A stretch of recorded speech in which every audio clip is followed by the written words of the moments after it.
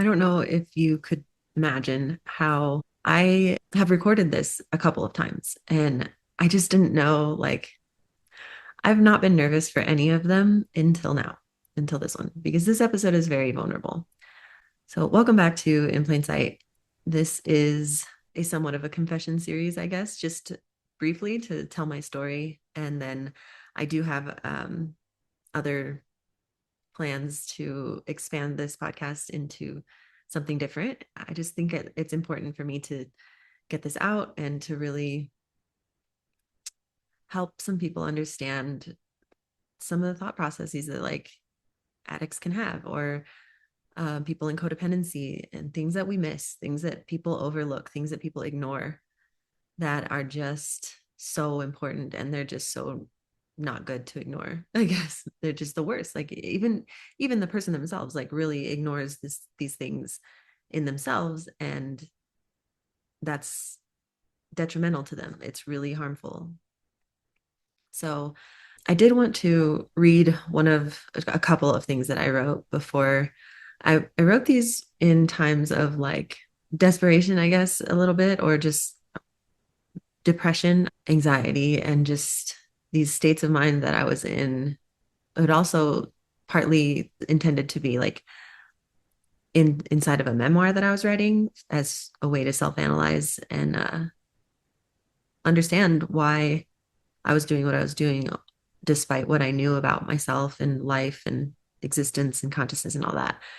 Like you would think that those things change you, and they can, but like even in like a Christian setting or in a different religious setting, you know, people can get saved or whatever or go find God in different ways, but they don't always change right away. And that's totally should be okay. Like it's not other people's journey to judge, you know what I mean? But like the way that somebody gets their life together is going to be on their terms. And that's different for everybody. And if we could just grasp that as a society, I think that things would be a lot better.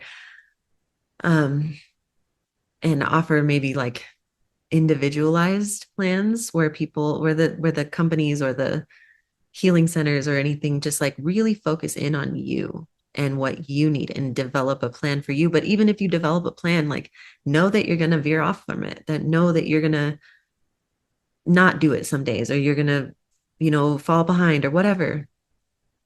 And that's okay.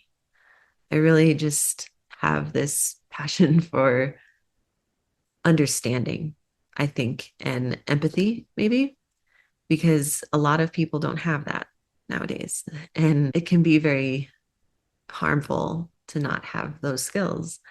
So I just wanted to tell my story in a very vulnerable way, in a very just like open and raw way, because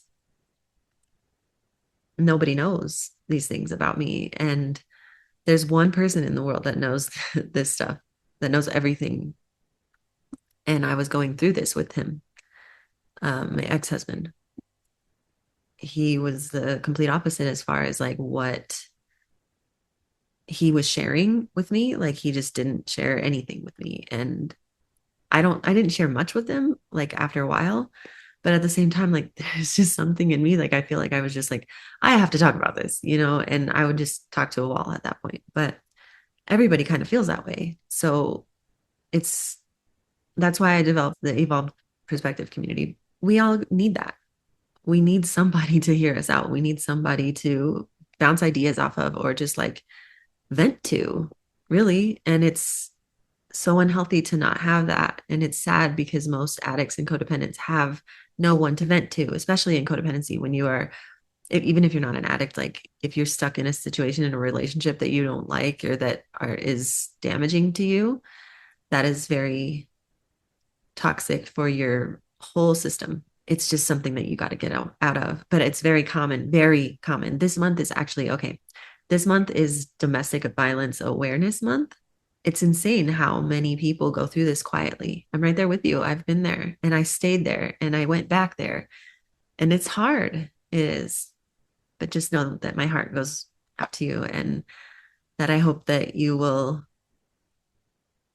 you know, build yourself up build yourself up, because sometimes we have to do that. We don't always have the ability to go to therapy. We don't always have the ability or money to go to treatment centers and stuff like that. Or we've isolated from our friends, or our partners isolated us from our friends and family and stuff. So we don't have all those connections and support. You got to be that for yourself and know that there's online communities and things like that that you can connect with.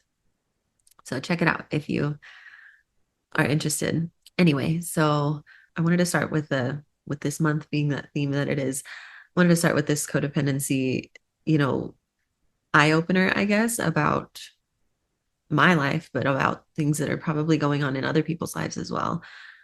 And then I'll explain some more things as I move forward into the story and just get into it because it's already been a little bit before.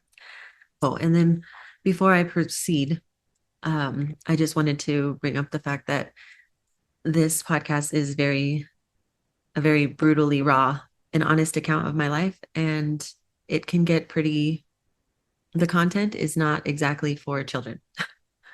And so if you've got to make some adjustments or whatever, or if you don't want to hear this, like I'm telling where I got to rock bottom this time and where I realized like, okay, I need to figure this out because that's different for everybody too. Sometimes it doesn't take getting that far for other people. And for me, it did. And it's just the unfortunate truth of things because there are people that have been even worse off than me. And I was very lucky. This was something that I wrote when I was actually, I had just come back to Colorado and I was in that depression. I was really upset and I was trying to like write about my experiences and this part of my life, my marriage. So this isn't very long, but it just was a little glimpse into my life. Years had passed since my adolescent resonance with God in a Christian sense, yet there I was, hammered drunk, on my knees of the dirty kitchen floor of the rundown New Orleans duplex, hands in the air, fully surrendered to a voice that I couldn't divine, screaming my lungs out. I could have filled a small vase with the tears uncontrollably streaming down my face. And though it was the very last thing on my mind, as my music blasted from a $10 Bluetooth checkout aisle speaker, and though my sobs caused my voice to break and shake, I knew that the normally nosy, nagging neighbor we shared a painfully thin wall with possibly felt my pain. The sheer energy of desperation and sorrow being emitted would make any grown man with a heart immediately kneel with me to fix it. That's just it, though, and the most difficult pill I had to swallow, but couldn't for another year to come. The man that was up just one flight of stairs, laying in our bed, probably drooling on my pillow, had no heart. This moment was one of, let's just say, too many in a 5 year marriage, which that was 5 years at the time, but definitely one that is etched inside of my mind as prime example number one. Things I will never allow again. I used to do that a lot. I couldn't count. I couldn't tell you how many times I was on that kitchen floor after a night of fights and just sadness. Even when we didn't fight, alcohol made me very sad and very reminiscent of the bad things that I had gone through with him. And he was very cold, very distant. And I am such a like loving, giving person in a relationship, obviously, but everywhere else. But like I wanted to give to him. I loved him very much. Like I was head over heels for a long, long time until I like really until I left, like permanently left, because that wasn't permanent at that time. And there's just so many people that go through this, so many people that are stuck in this misery.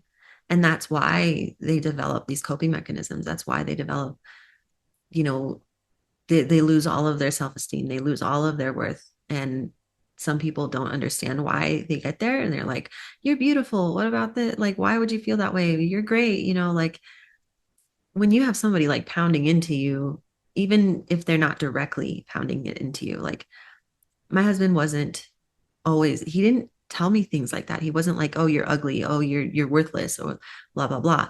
He simply did not give to me and he would hold things from me and as affection and intimacy and things like that, to where it was like I questioned everything about my worth, my looks, my appeal, everything. It destroyed me.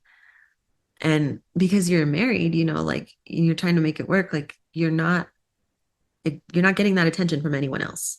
And that's exactly what happened. But then it was like a breadcrumbing situation where I would get so fed up after a couple months and he would then give a little bit and I would be satisfied for a night. And then 1 or 2 days later, back to the way it was, back to the disrespect, everything.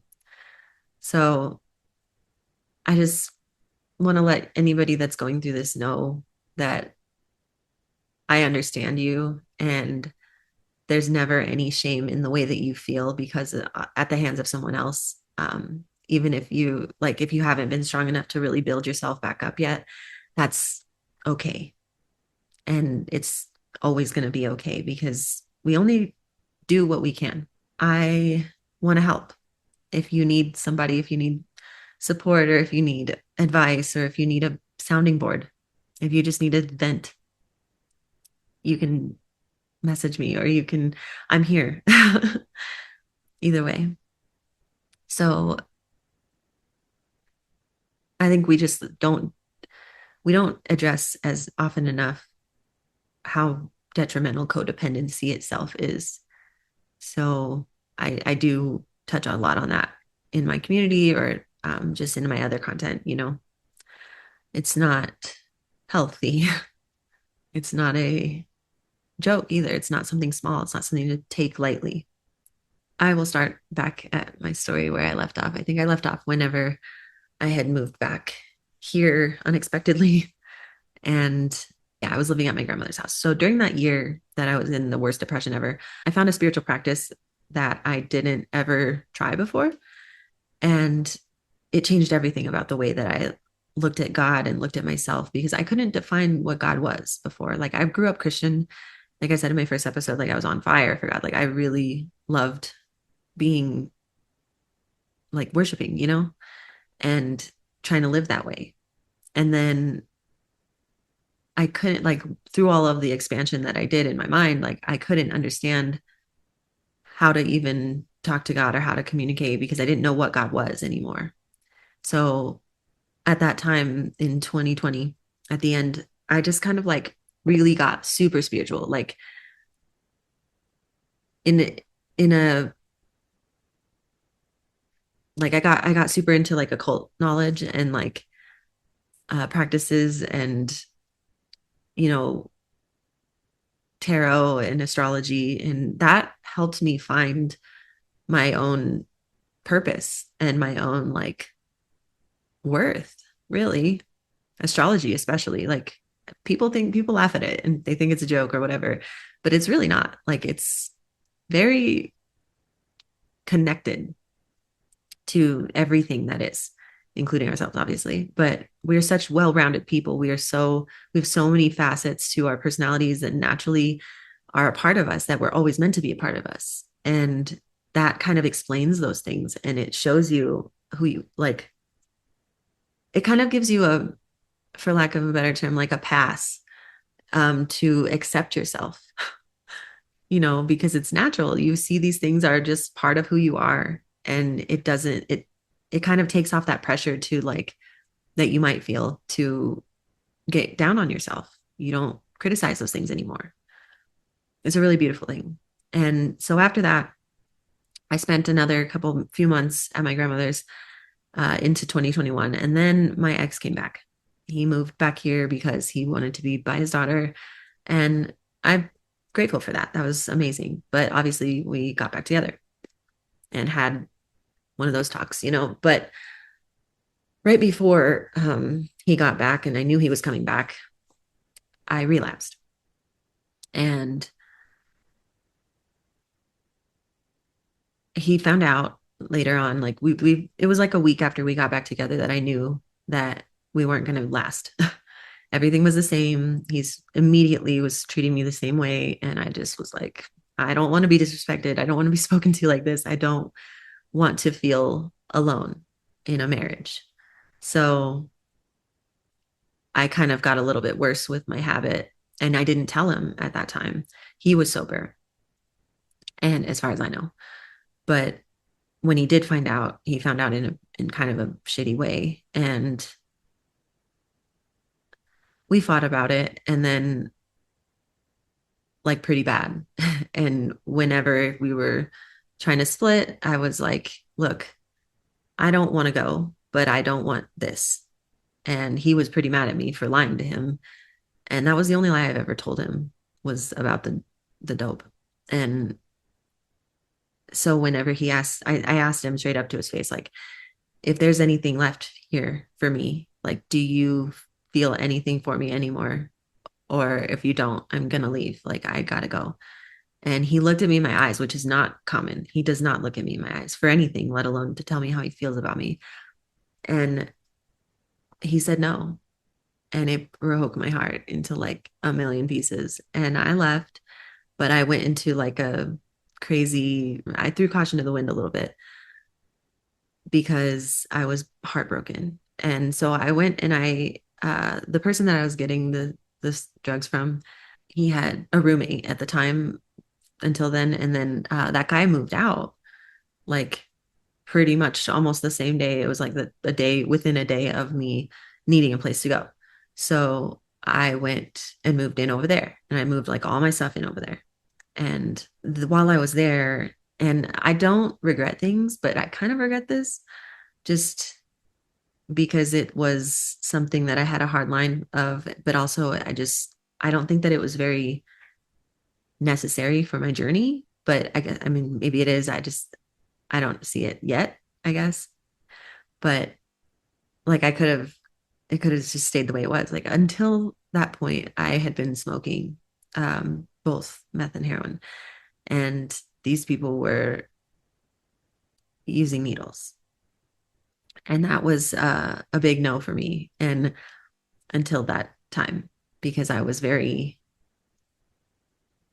just didn't want that. You know, I didn't want to be that kind of person. I didn't want to have to deal with that. I had seen people that did that and like they had so many just different side effects or like, you know, their hands were swollen or like it was just weird. I didn't want that. And but they were doing that they were just shooting up meth. And as if I say that like it's like common, like it's something that's nonchalant. It's not a good thing. But I wanted to try that. And because I was upset, I was being reckless. And so I asked to try it. Obviously, I really liked it. And nobody doesn't. Nobody doesn't like that if they do it. Um, it's just one of those things. And so I started doing that, but only with the meth. I wasn't shooting the heroin because it was very scary for me. I didn't want to die. And so, long story short, this guy went crazy one night and he beat the shit out of me. Like, I can hold my own pretty well, but this was a big dude. He was like 6'4", and, all of the body mass that comes with that. And up until that point, he was like really, really cool, really nice, and really like he was fine. And it's not that I just didn't know him and didn't trust him. Like we talked a lot, like it was something that, I mean, I never would have brought my daughter over there just for the sake of like, she doesn't need that in her life, but also, you know, I just, again, one of those things like you don't know. So I put myself in danger, but I didn't know that that was going to come. I had no sense of that being a problem at all. I mean, he wasn't a drinker. It was just that. So anyway, and I didn't know who to call that night. So I called my ex and he told me to come home. And then when I walked in the door, he was like, we're going to work this out. You can come back here. And I was like, okay, because I really loved him. And I just didn't know. Because a lot of times he used to speak out of anger and just say bullshit. And then it was like, he didn't mean it. So I just kind of, and I needed somewhere to go anyway. So I went back with him and I was trying to quit and I did end up quitting. And then one time, or then probably like within a week or two of me quitting, it was my birthday. And we went out, he took me out and We had a great day and then we fought. I should have known that was going to happen. We never had a good holiday or a birthday of mine that ended up well, that ended up positive. So we ended up fighting and just getting really into it. And he, in order for him to cope with the stress of the situation, I guess, he asked me to go find him some dope. And because I was newly sober, I obviously was like, okay. And I went and found, I got them both for, or I got that for him. And then he wanted some of the meth too. So we both were using that for a little bit. And then he found the syringes that I had. And at first he was angry with me, but then he started using them. And that's inevitable. And then, because he had before, like before we met, he had been down that road. And he told me, like, it's a slippery slope. And I'm like, I'll be fine. I'm good. And I can put that down at any time. And I did a couple times, but it just like always called me back. And so we were only shooting the meth. And then one day I saw him put the heroin with it. And I trusted him and I asked him to do that for me.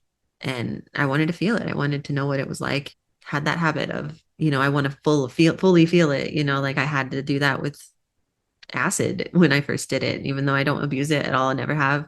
The very first time I did that, I had one hit of acid and then I needed two more for whatever reason because I wanted to feel what a real crazy trip is like. And it was not fun. It was not fun. I went insane.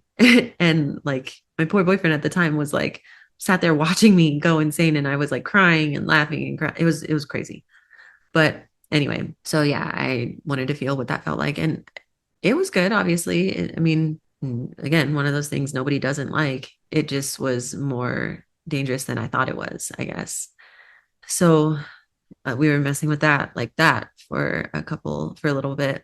I just want to read one of my pieces of writing again for this part. I wrote these two sections at different times. What do you call an insecure, secure person? I can't pin it either, but this is pretty much how I could be described for the majority of my life. To my earliest memory, I was pretty aware of my worth. I was spoiled, the only girl in a family full of boys. My grandparents showered me with attention and love. As the baby in my immediate family, I can't say that I had a bad or traumatic childhood. As far as I can remember, I never had a particularly negative inner voice. I may have, with others, had a self deprecating sense of humor and made the occasional comparison joke with friends, but I never had a sad tone out loud or to myself that I gave a I am declaration with something negative or insulting on the latter end. I don't remember encouraging myself necessarily either, but at least I wasn't mean to myself. So I find it strange that as long as I can remember, I have for some reason been trying to die. They say that sleep is death's cousin. I do remember a whole lot of sleeping through things, periods of time, entire depressive portions of my life. And when I wasn't sleeping, I was certainly cozying up to and flirting with death. No one, or not many at least, had ever truly told me I was worthless or really was mean to me at all beyond petty girl shit in middle school. Through all the breakups, the fights, the losses of friends, there were really no direct insults thrown at my character. Either that or I had a strong enough defense and deflect system to ignore it to the point of writing it out of existence altogether. So why did death seem so appealing or almost natural? My self harm started early, seventh or eighth grade, and I never cut my wrist like other girls did. I didn't actually want the help or attention or pity. No, I cut my hips, making sure not to tell anyone. I did tell one person who also did it there. Her situation was much different than mine. No dad, single mom, etc. I was almost jealous of her reason. Was I cutting just to feel something? Surely a middle school girl couldn't understand that, or likely shouldn't feel so numb at that age. I had a normal, upper class, middle, happy life, remember? Fast forward to the tragic tale of my first love. He went off to college in California after we were dating in high school, and I should have known that we couldn't maintain a relationship from the coast of California. But when we broke up, my heart was shattered. I thought he loved someone else. And one day I found a revolver. Looked as though it wouldn't work. It was a relic. It belonged to my grandfather. I sat with that gun for a while. I loaded it too. I cried and cried at my contemplation. It was a self isolation, not unlike what I'm just coming out of. But somehow, my mother had an intuitive mom radar moment of intense worry that she came home in the middle of her day. I vowed never to do that to her again after one look at the terror on her face when she came into her room with me in such a desperate state. No mother should ever have to bury her child, especially one who hadn't had the chance to completely come into her own. I didn't even see 18 yet. I was freshly 17. I had a couple of friends come to visit me during the 3 days I cold, and when I got out, I almost immediately dove into my party stage, which I explained in my first episode. And then I wrote this at a different time. For some time, it was like it didn't even happen. I spaced out so far that I felt for a while that maybe I entered into some form of hell, doomed to endure the hell that I was in when it happened and shouldn't have been there in the first place. Yet I could only be nowhere when it came to try to process what had happened. I finally died, but nothing happened, nothing profound. I didn't see God or hear some powerful message about existence. I didn't dream. I just woke up as if I was napping both times. The second time, I woke up out of bed for real to get right and feel better, but woke up again, not knowing that I had just tried to die, apparently. That time was so close to actual sleep that it felt like I just hadn't woken up for the day yet. I feel like I even remembered my dream when my husband gave me the Narcan. But the first time, I woke up angry with him. He was freaking out, and I felt like it was for no reason. Then he told me he had to hit me with three. Three! There's adrenaline in those. I wasn't waking up, apparently. I was trying to lay down, but I wanted out of my body. I was stretching harder than I ever had before. It was uncontrollable, worse than labor contractions.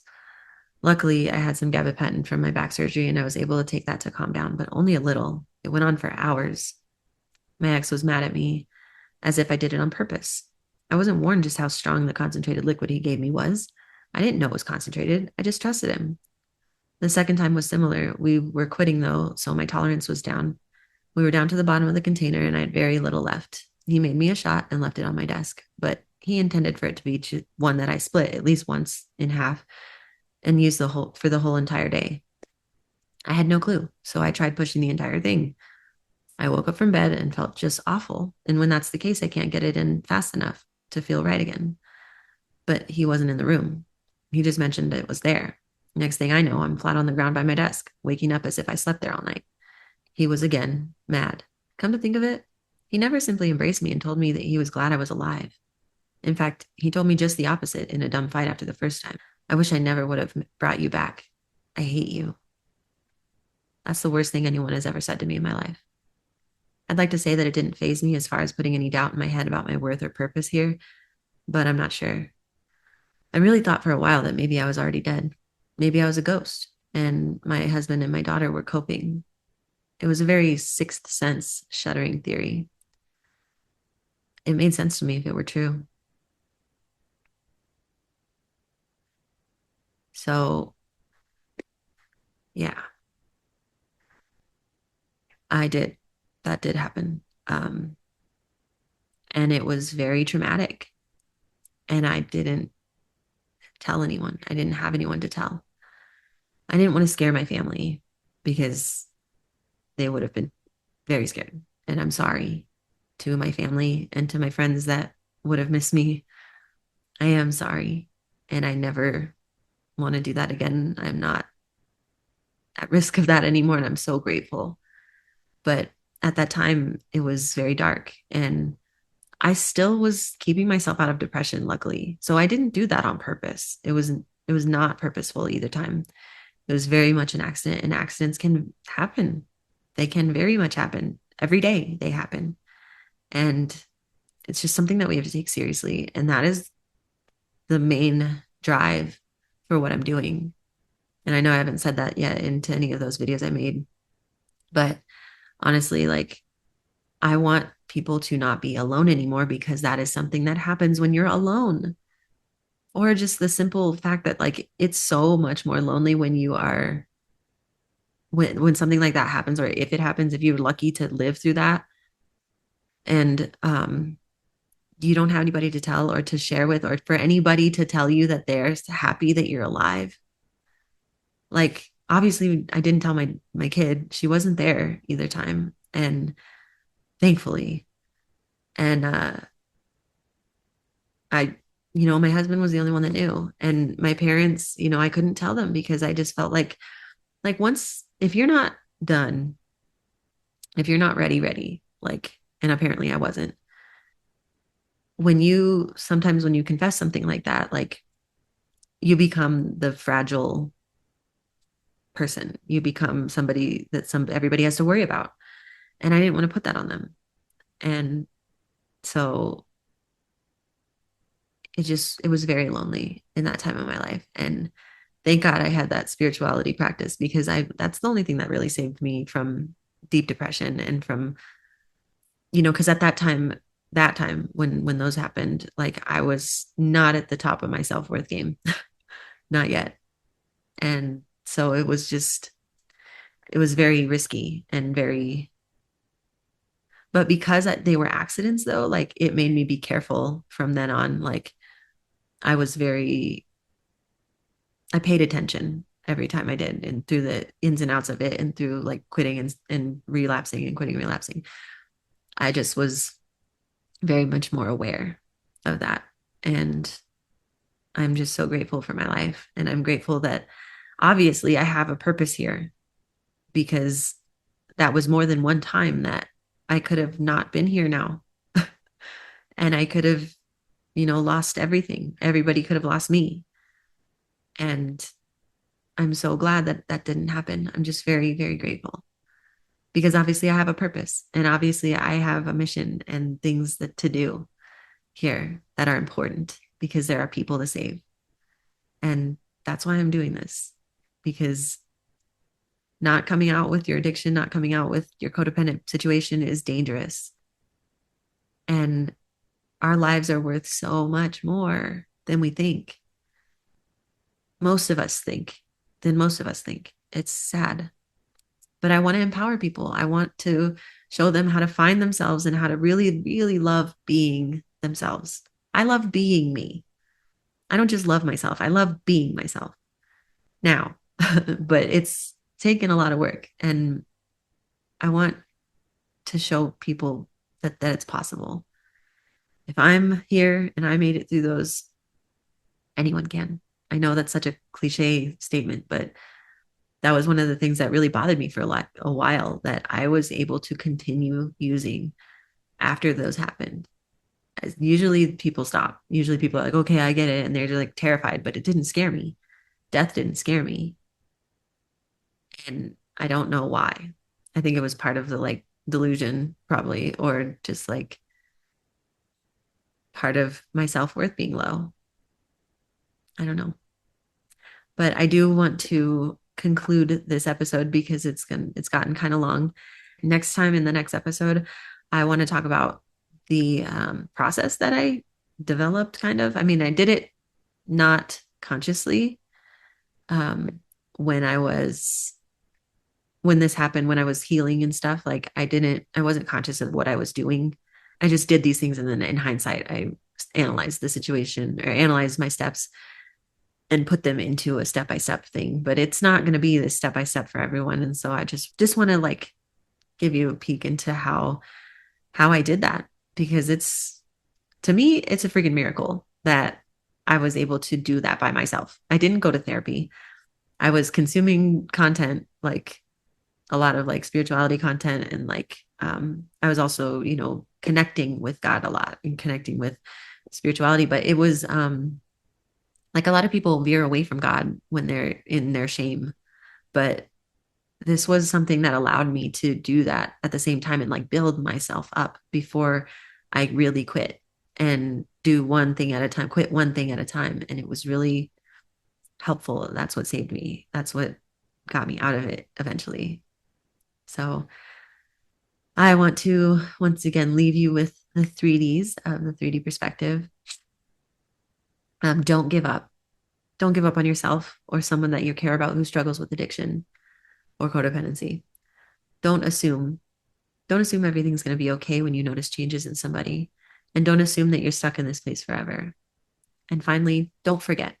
Don't forget who you are, why you're here, and that this is happening for you, not to you. Till next time, thanks for listening.